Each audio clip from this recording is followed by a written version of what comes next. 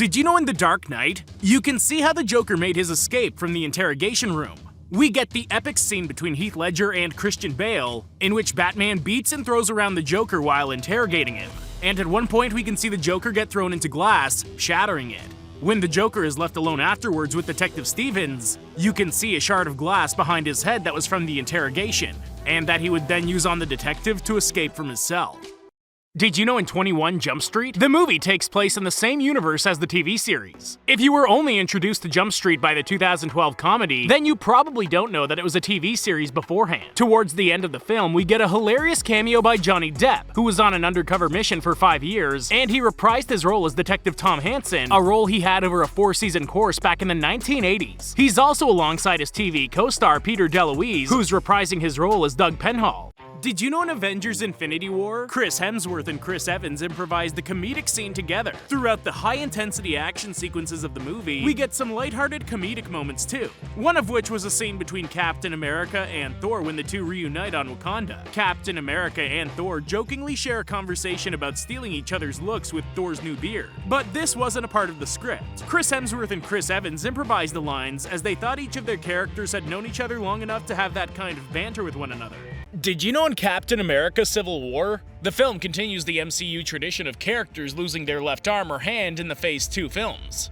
In Iron Man 3, it's Aldrich Killian. In Captain America the Winter Soldier, it's Bucky. In Guardians of the Galaxy, it's Nebula. In Avengers Age of Ultron, it's Ulysses Klaue. In Agents of S.H.I.E.L.D., it's Phil Coulson. In Ant-Man, it's Darren Cross, also known as Yellow Jacket. In this film, it's Bucky yet again, who loses his cybernetic arm. If you like this, subscribe for more.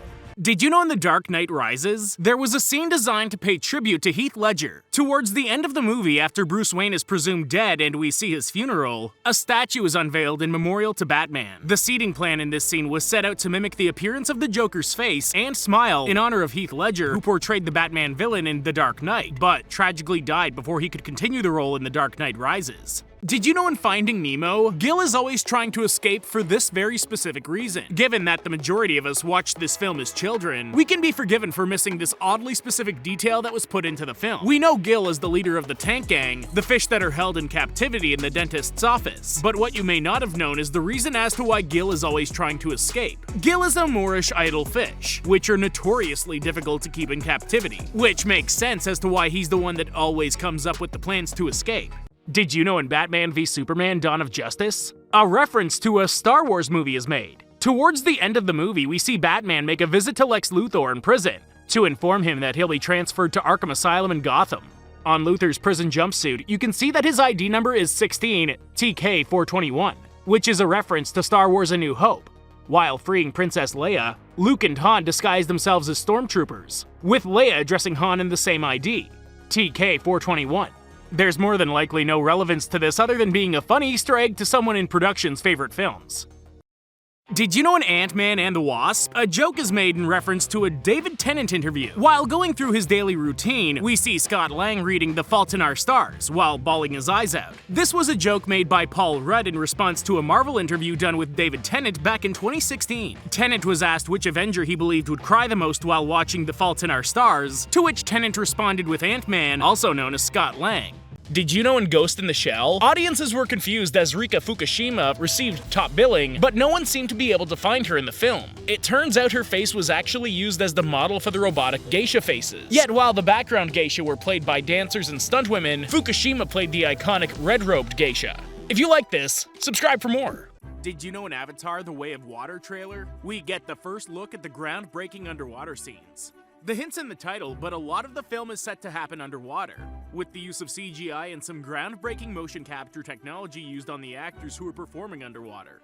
Actors were submerged in a 900,000-gallon tank of water that was designed to mimic ocean waves and currents. And they even learned how to hold their breath underwater from military divers. Kate Winslet held her breath for as long as 7 minutes while filming underwater. Did you know in Doctor Strange in the Multiverse of Madness, this spell cast by Wanda may mean she remembers who Spider-Man is? During Multiverse of Madness, Wanda surrounds herself with a hex made of ruins, meaning she cannot be affected by another sorcerer's magic while inside. Doctor Strange casts a spell in No Way Home that makes everyone forget who Peter Parker is. However, because Wanda was in the hex, it would mean that the spell didn't work on her. While it isn't confirmed, this could mean that Wanda is the only Avenger to remember Spider-Man's identity. Did you know in Hawkeye, the bell tower that Kate Bishop breaks into holds a reference to a Marvel villain? We open the show with the first glimpse at Kate Bishop, who's breaking into Stain Tower and proving her archery accuracy by trying to hit the bell of the tower. The sign on the front of the tower reads, "Rededicated on July 1st, 2006 in honor of Obadiah Stane."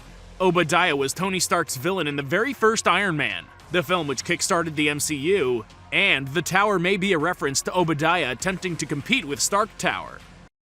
Did you know in She-Hulk Attorney at Law, She-Hulk's method for eating Cheetos could be a hilarious reference to another Marvel star? Before their crash, we see Bruce and Jennifer driving together when Bruce finds a bag of Cheetos with chopsticks in them. It's revealed that it's the way Jennifer eats them to avoid getting dust on her fingers. And while this could just be a throwaway, there's a good chance it's in reference to a photo that went viral in 2016 of Oscar Isaac, who plays Moon Knight, eating Cheetos in the exact same way. Did you know in Hawkeye, Clint Barton's original costume makes an appearance? Throughout the series, Clint's sidekick and apprentice, Kate Bishop, makes it clear how she thinks he should be rebranding himself and marketing himself better to gain more popularity. At one point, she tells him that his costume isn't the most interesting to look at, and sketches him a new idea for a costume on a napkin. The costume she sketches is straight from the comic books, and was actually Hawkeye's original look before the movies took a different direction.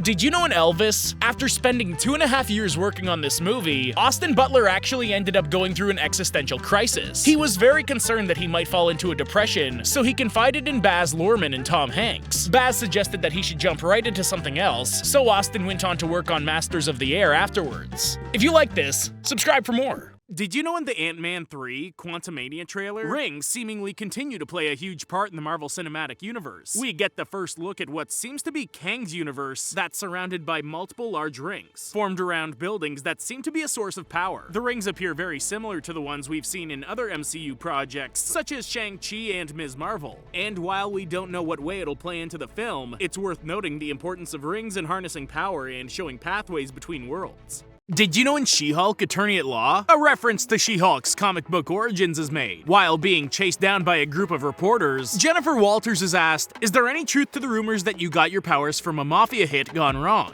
In the show, we see Jennifer get her powers from a car crash with Bruce. But this question is in reference to her origins in the comics, as she gains her powers by a blood transfusion from Bruce in order to survive after being shot by a mafia crime boss. Did you know in Stranger Things, one scene mirrors Alien Resurrection? When Joyce, Hopper, and Murray are attempting to escape from the Russian prison Hopper was kept in, they come across a room filled with tubes that are holding preserved Demogorgons. While it may not have been intentional, the scene is almost a direct mirror of a similar scene in Alien Resurrection, where Ripley and Anna Lee come across prototypes in floating containers. This is a particularly fitting reference, as Anna Lee was played by Winona Ryder, who, as we know, plays Joyce Byers in Stranger Things. Did you know in Hawkeye, there was a hidden message in Morse code? Fans usually keep an eye out for hidden numbers and messages in Marvel products, but this one was almost impossible to catch. When Kate and Clint have been captured and held hostage by the Tracksuit Mafia, you can see lights blinking in the background. When the blinking pattern is deciphered using Morse code, it reflects the date of Kate Bishop's first appearance in a Hawkeye comic book. Although the character made her debut in the Young Avengers comics, she first co-starred in a 2012 Hawkeye series book that mostly inspired the show. Did you know in Thor: Love and Thunder, the entire plot of the movie is spoiled in this early scene?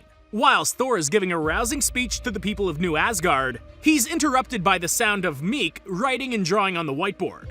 If you look closely at the whiteboard, you can see that Meek was actually drawing out the entire plot of the movie. In the top left, you can see Gorr's confrontation with his god that opens the film. And in the bottom right, you can see the ending of the film where Thor and Love team up.